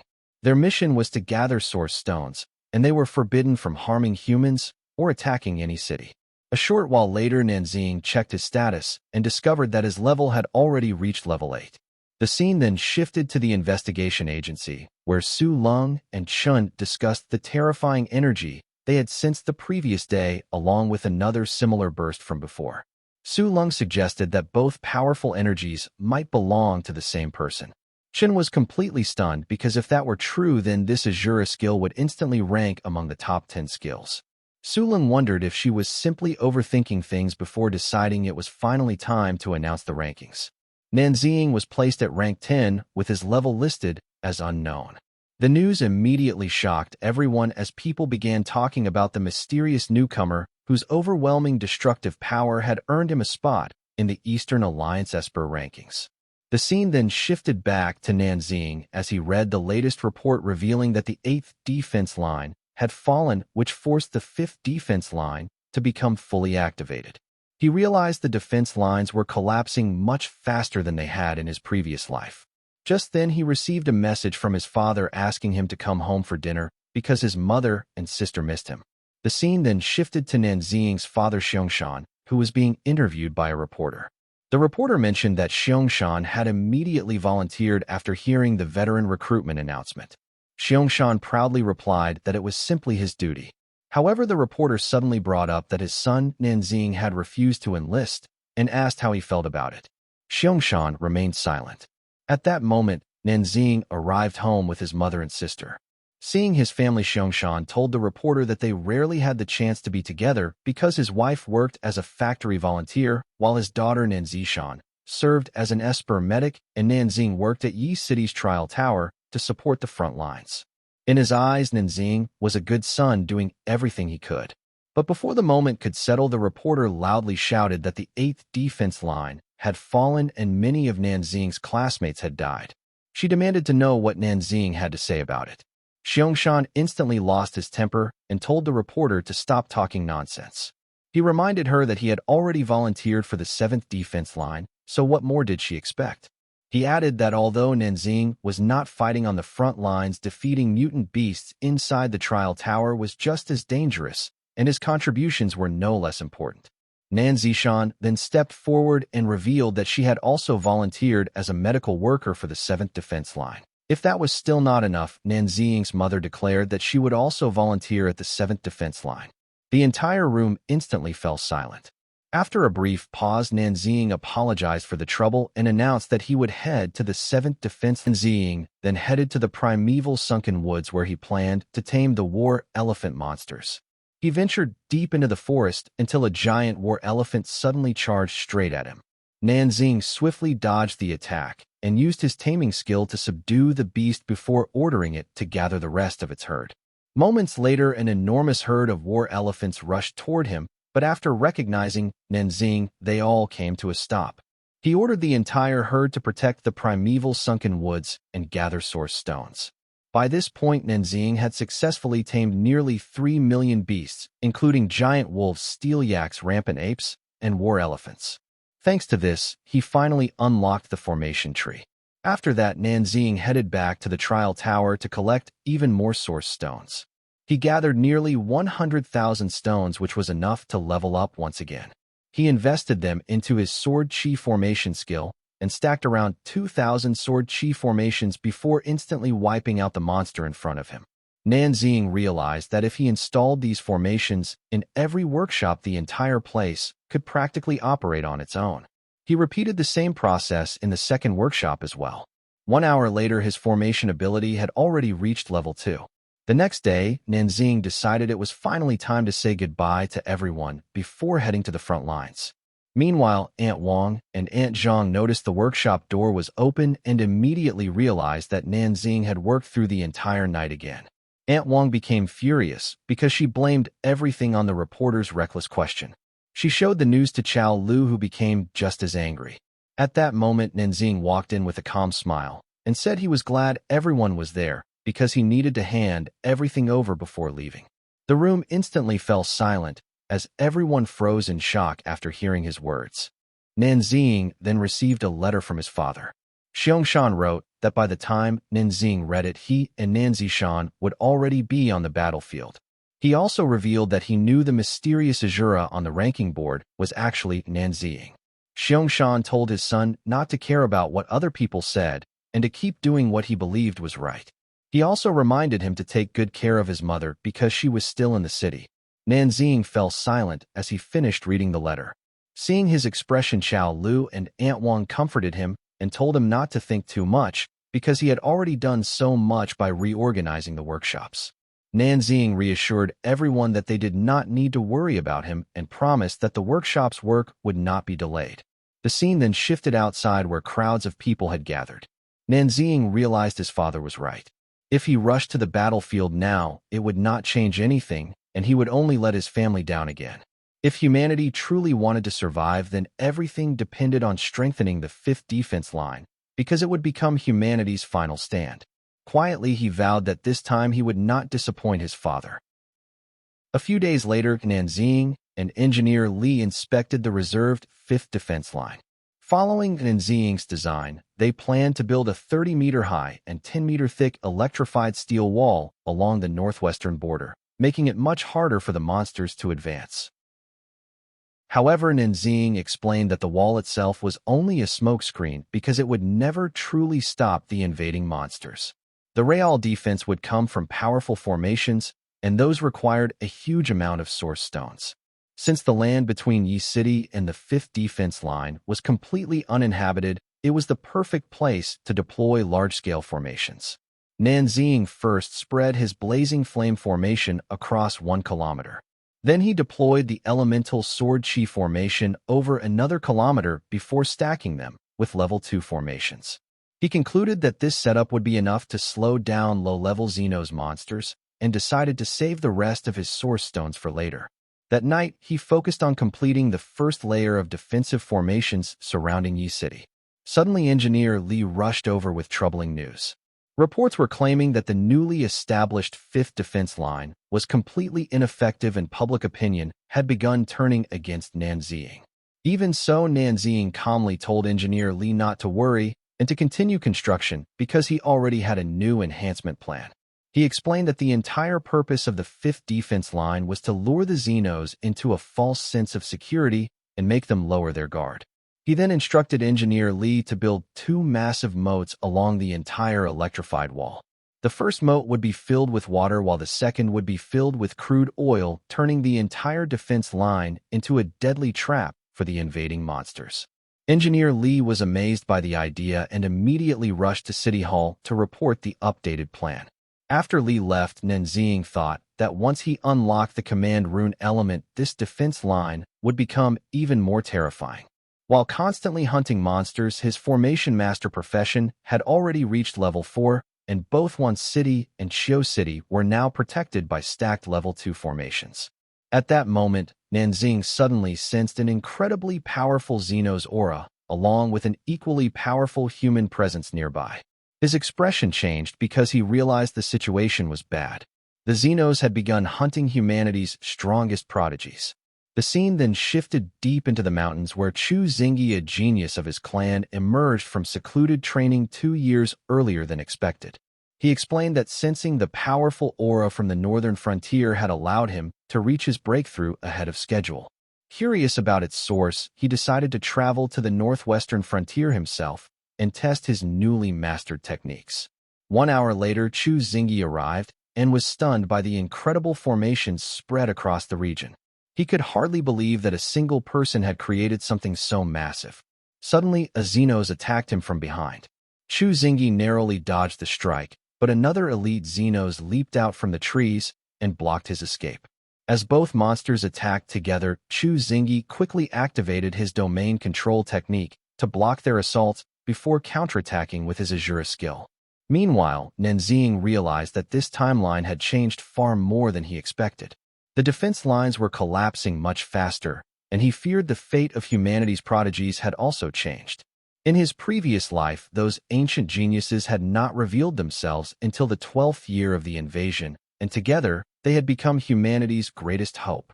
Nanxing knew the Xenos had deliberately sent elite monsters to eliminate them before they could grow stronger, and he refused to let history repeat itself. Back on the battlefield, Chu Xingyi realized he could not defeat two elite Xenos alone and knew he would not survive much longer. Just as expected, the monsters shattered his barrier, sending him flying backward with serious injuries. Even then, Chu Xingyi refused to surrender and resolved to at least take one of the elite Xenos down with him. But before the battle reached its end, Nanxing suddenly appeared and saved him. He quickly asked Chu Xingyi if he was still able to fight. Chu Xingyi answered without hesitation that he could. Nanxing immediately assigned their roles, saying he would handle the elite Xenos, while Chu Xingyi provided long-range support. As they charged into battle, Nanxing activated one of his newest formations. He started with an Earth formation, but the elite Xenos managed to block the attack. Without wasting a second, Nanxing poured additional Source Stones into the formation, dramatically increasing its power. The enhanced formation instantly froze one of the elite Xenos solid and defeated it on the spot. Chu Xingyi stared in complete disbelief at the overwhelming power of Nanxing's formations and could not help wondering who this mysterious man really was and why he had appeared there. Nanxing saw Chu Xingyi struggling against the remaining elite Xenos as the monster struck him once again and slammed him into a rock wall. Without hesitation, Nanxing activated his Azura Berserker skill and launched a powerful attack at the monster. Watching the overwhelming strength before him, Chu Xingyi instantly realized that Nanxing had to be the mysterious Azura user. Nanxing knew Chu Xingyi's potential was extraordinary, but he had not fully matured yet.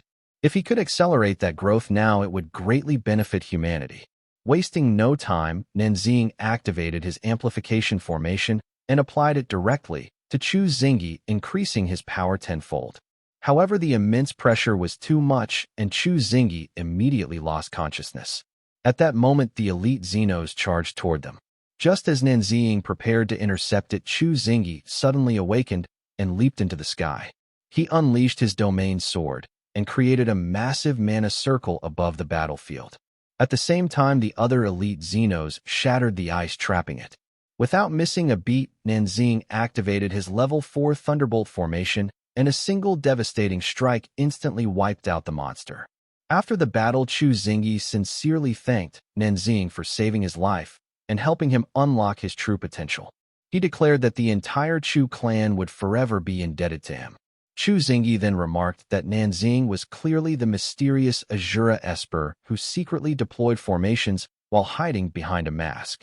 That could only mean he was preparing something far bigger. Although the timing seemed strange, Chu Xingyi realized that all of the formations and the massive stockpile of Source Stones were meant to resist the Xenos, which meant Nanxing intended to turn this place into humanity's final battlefield. Nanxing was genuinely surprised by how sharp Chu Xingyi was. To Nanxing's shock, Chu Xingyi even guessed his real name. Nanxing could hardly believe it and had no idea how Chu Xingyi figured it out. Chu Xingyi then announced that he would lead the Chu clan to the 7th defense line to buy Nanxing as much time as possible. Nanxing admitted that he did need more time, but reminded Chu Xingyi that the front lines were far more dangerous than this battlefield. He made Chu Xingyi promise to return alive because there were important people waiting at the 7th defense line. Chu Xingyi confidently assured him that he would come back alive and protect them. Before they parted, Nanxing asked Chu Xingyi to take him to the Chu clan so he could use his amplification formation on everyone. As they traveled, Chu Xingyi mentioned that his younger sister Chu Tian possessed an extremely rare teleportation ability, and with the amplification formation her powers would become even more valuable. Soon news spread across the world that the legendary Chu clan was heading to the front lines, and people believed they would arrive even faster than the veteran forces. Meanwhile, at the Yi City workshop, Nanxing met Chu Xingyi's younger sister Chu Tian. At that moment, a few workers began mocking Chu Xingyi for not going to the battlefield despite being a famous prodigy. Hearing those insults, Chu Tian became furious and instantly used her teleportation spell to send both workers crashing onto the floor below. Nanxing realized that Chu Tian was also ranked among the top espers. After greeting her, he quickly understood that her teleportation ability would drastically reduce his travel time, allowing him to manage every workshop from the 5th defense line with ease. A few moments later, Nanxing finally sensed that his 4th ability, necromancy, had fully awakened. Later that day, Nanxing explained to Yuan that he planned to manage all the workshops across the 20 cities connected to the 5th defense line. Yuan was completely shocked and asked how he intended to handle such an impossible task. Nanxing simply told her not to worry and to focus on securing the necessary authorization. Yuan immediately agreed and assured him it would not be a problem.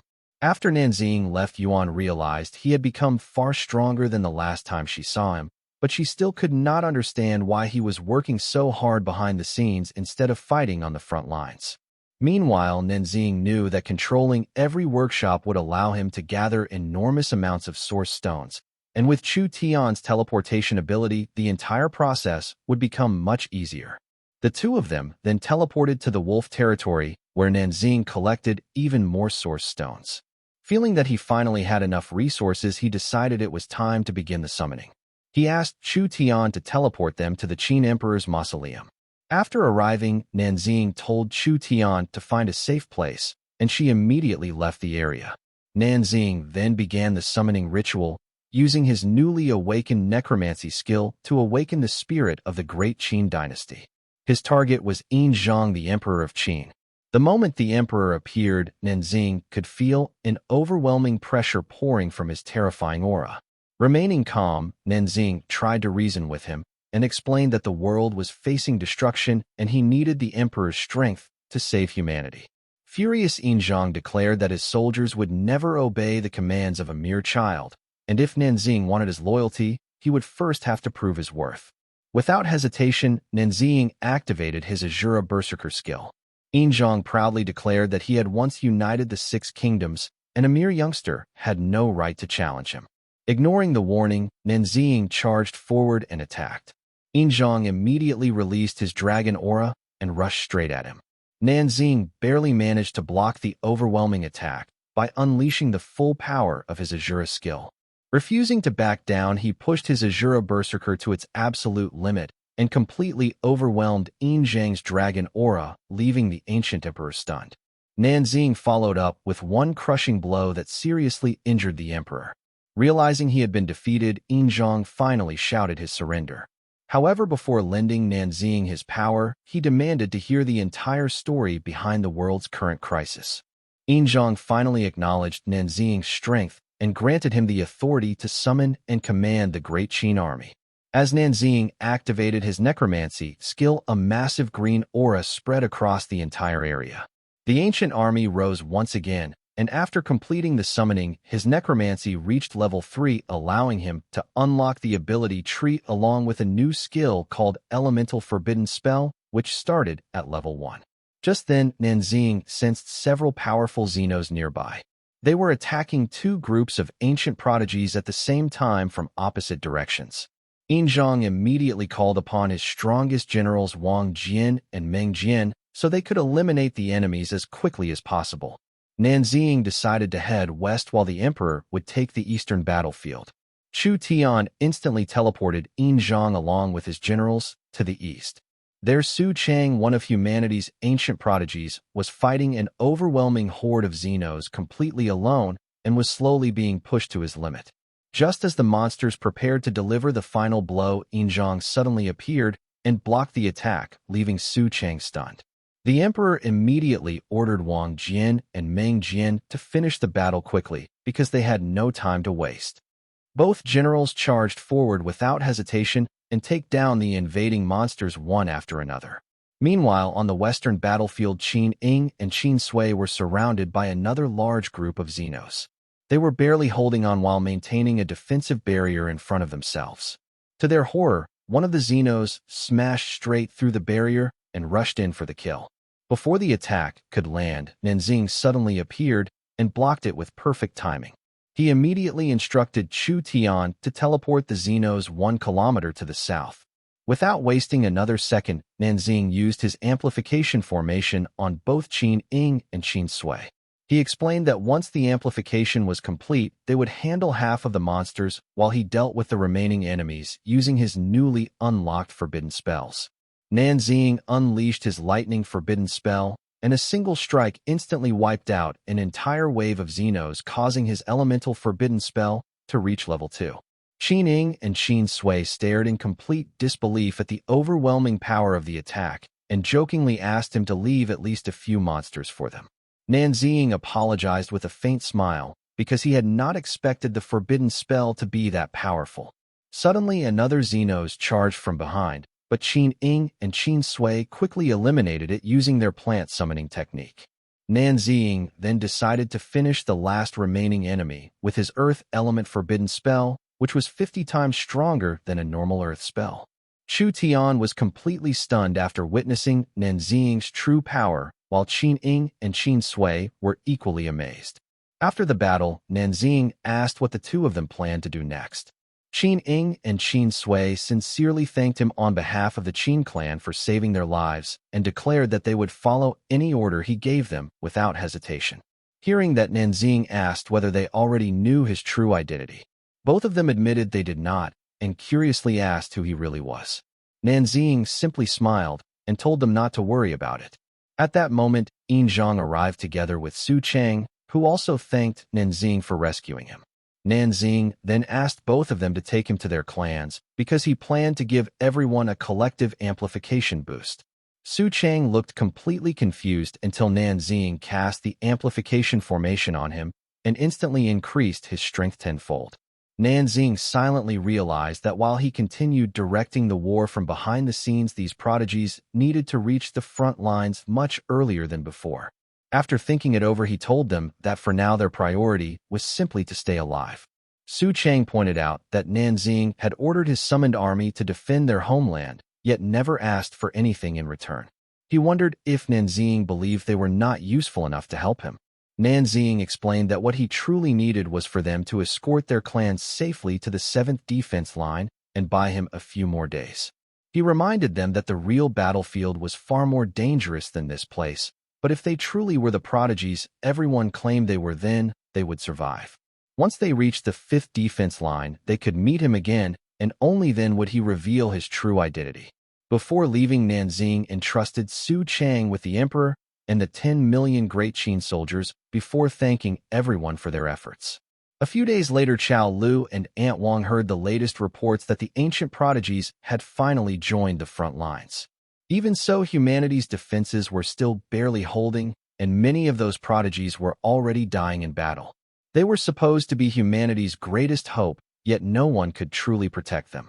Nanxing realized this approach could never last. Even if he personally rushed around saving every prodigy, he still could not guarantee everyone's survival. Instead, he decided to strike at the root of the problem because otherwise nothing would ever change. With that, he told Chu Tian to teleport them to the northern wilderness, where he planned to awaken the remaining 5 great prodigies himself and wipe out the invading Xenos once and for all.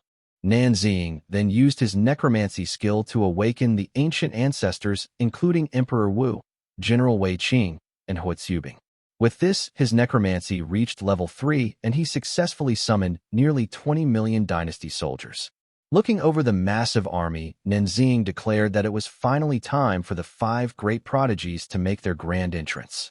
He immediately activated his Azura skill at maximum power in Earth mode. Meanwhile, at the investigation and monitoring agency, Chen sensed the same mysterious Azura aura once again, but this time it was over 100 times stronger than before. Realizing the seriousness of the situation, Chen and the others decided to report it immediately. At the same time, Nanxing combined his elemental sword Qi Inferno with several powerful formations to fully command every summoned soldier along with the ancient generals and emperors. Su Lung was completely overwhelmed by the terrifying undead aura and nearly collapsed to the ground. She had never sensed anything so powerful before. According to their classification, the aura had already reached the divine level, which meant there were now 3 divine-level espers gathered in the northern wilderness. The revelation left everyone speechless. Nanzing then activated his forbidden light element spell, and for the first time people across the world finally saw a glimmer of hope for humanity. Meanwhile, the forces stationed at the first defense line received urgent orders to move toward the northern wilderness as quickly as possible.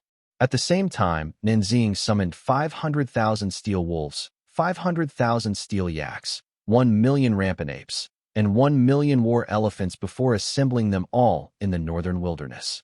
The shocking news spread everywhere, and no one could believe someone possessed such overwhelming power. Chun and Su Xiaonan immediately realized this had to be the same mysterious person who once saved them from the wolf pack. Yuan also recognized that it had to be Nanzing because only he could command beasts while using the Azura skill. Meanwhile, the other ancient prodigies heard the news and rushed toward the northern wilderness, believing this could become the greatest opportunity of their lives. Nanzing knew that creating such a massive disturbance would attract not only the invading Xenos, but also every talented prodigy across the land. That was exactly what he wanted because it gave him the perfect chance to amplify all of them. With everything finally in place, all that remained was to wait for the elite Xenos to appear. Elsewhere, Huang Xian was battling a horde of Xenos when their numbers suddenly grew from hundreds into thousands. The moment Nanzing sensed the surge, he realized the elite forces had finally arrived. Calmly, he prepared his massive army because it was time to crush the invaders. As the battle began, Nanzing activated his Azura skill and quickly eliminated several monsters while carefully watching the battlefield. He soon realized that both the Beast Tide and the Undead Army had grown much stronger thanks to the amplification boost. Even so, the ordinary beasts except for the Beast Kings were still outmatched. They might still win, but the cost would be far too high. Nanzing immediately changed tactics and ordered both the Beast Army and the Undead Legion to let him draw the enemies into the center before surrounding them from every direction. The beasts were assigned to eliminate the Steel Slayer and Troll Xenos, while the undead focused on the venomous Xenos.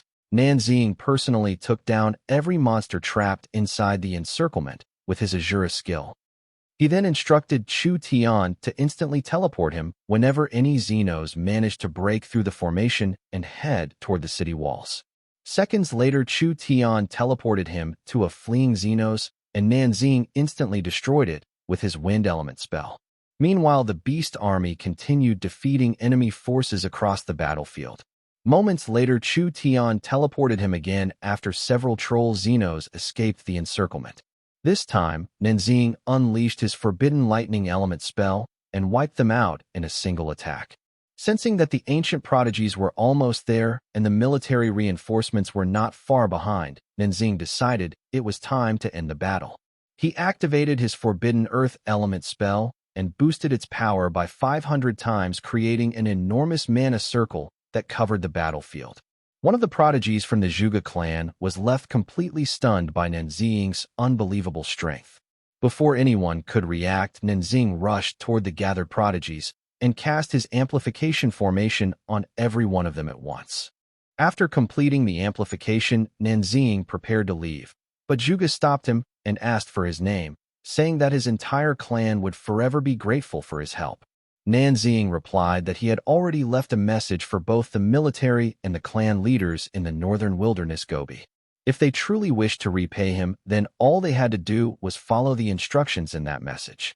After Nanzing teleported away, Zhuge immediately ordered his clan members to honor his request and head to the northern wilderness to find the message.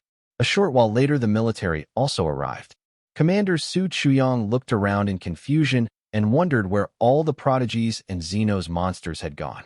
Zhuge stepped forward and explained that the mysterious formation prodigy had single-handedly defeated every Xenos on the battlefield. The commander then asked whether they had met the 5 mystic prodigies and wanted to know who they were and where they had gone. Zhuge admitted that he had only encountered the formation prodigy, who wore a mask and disappeared immediately after amplifying everyone's abilities.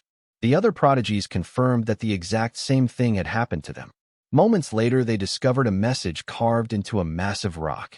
It instructed all high-ranking military officials and the leaders of the ancient clans to gather at the 5th defense line for an emergency meeting. Meanwhile, Nenzing watched everything unfold from a distant mountain and realized it was still too early to reveal his identity. This was the only way to gain the military's full cooperation. He had already eliminated most of the elite Xenos, but if the military learned that the 5 mystic prodigies were actually one person, the backlash would be disastrous. That was exactly what had happened in his previous life, when internal conflict among humans only accelerated their downfall during the final years of the war. Nanxing then asked Chu Tian to teleport them back to the workshop in Yi City. Everyone already believed Nanxing was a coward, but as a strategist operating from the shadows, pretending to be weak was the perfect disguise. The scene then shifted to the military conference room, where the leaders carefully studied the message left behind by the divine-level prodigies. Those who were able to travel had already reached the 7th defense line, and today's meeting was held to discuss the mysterious instructions. Rulong of the Xinyan clan declared that this was clearly part of a grand strategy, because the 5 divine prodigies intended to make their final stand at the 5th defense line. The references to the source of the volcano, the waters of heaven, the forest of with his plans. Suddenly, a massive red vortex appeared in the sky above the 7th defense line. The moment Nanxing saw it, his expression changed because he recognized it as a Xenos void gate, a dimensional rift that was not supposed to appear for another 2 years. That meant his family was now in immediate danger. Without hesitation, Nanxing prepared to deal with the crisis and reinforce the front lines. He summoned all 20 million dynasty soldiers along with his 3 million beast army and ordered them to march toward the 7th defense line. He then asked Chu Tian if she could teleport them directly to the battlefield.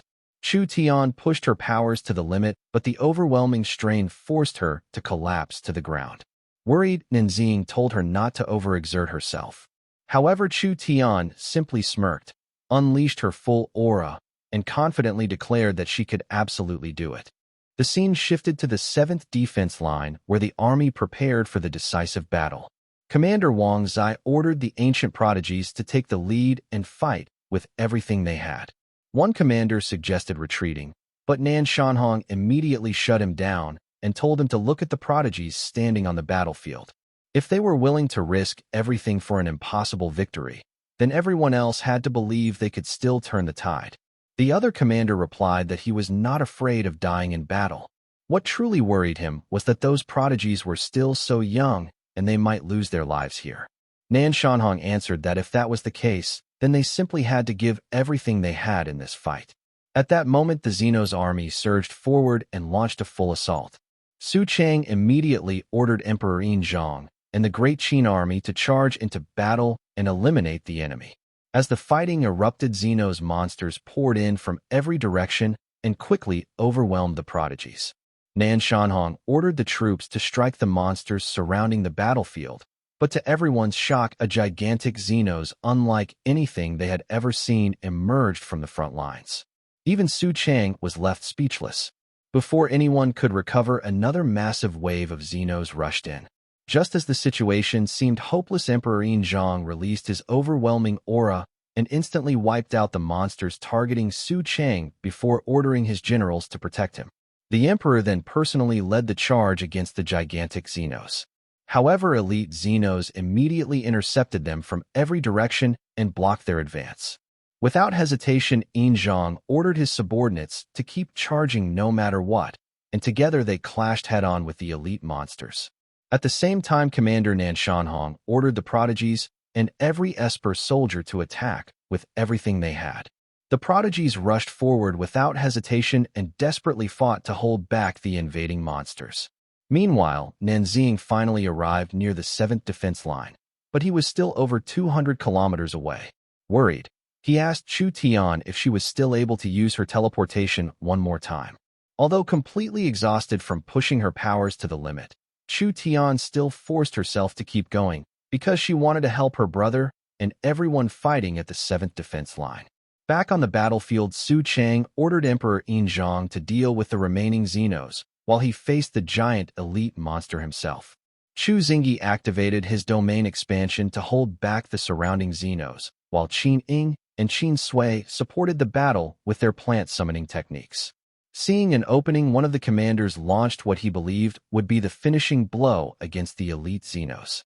To everyone's horror, the monster remained standing without a scratch and immediately counterattacked by swinging its enormous sword. The commander and every prodigy were stunned by its overwhelming strength. Even so, the commander shouted for everyone to hold the line, because if they fell here, the remaining defense lines would soon follow. At that moment, Chu Xingyi noticed a military helicopter minutes earlier when the military decided to prepare its strongest heavy, but they had no other choice. Just as Xiangshan prepared to fire, Chu Xingyi suddenly raised an earth element barrier to block the attack and shouted for his father to turn the helicopter around. Xiangshan froze in disbelief after hearing his son's voice. Moments later, everyone, including Chu Xingyi, Su Cheng, Qin Ying, and Qin Sui, felt relieved as Nanxing finally arrived. Without wasting a second, Nanxing told Chu Xingyi to look after Chu Tian and ordered him to destroy every satellite communication device immediately. The commander was confused and demanded to know why they should listen to this mysterious man. Chu Xingyi immediately told the commander to trust Nanxing and cut off all communications. Once the signal disappeared, headquarters realized they had completely lost contact with the 7th Defense Line and urgently began preparing reinforcements. The head commander could hardly believe the battlefield reports. A terrifying ill-level Titan Xenos had appeared, the prodigies were in extreme danger, and he never imagined the 7th Defense Line could collapse so quickly. Meanwhile, back on the battlefield, Nanxing unleashed his Azura Berserker skill at full power. Everyone present was left completely stunned as they witnessed his true strength for the very first time. With a single hand, Nanxing effortlessly blocked the A-level Titan Xeno's devastating strike. A confident smile crossed his face as he looked directly at the monster and declared that it was finally time for payback.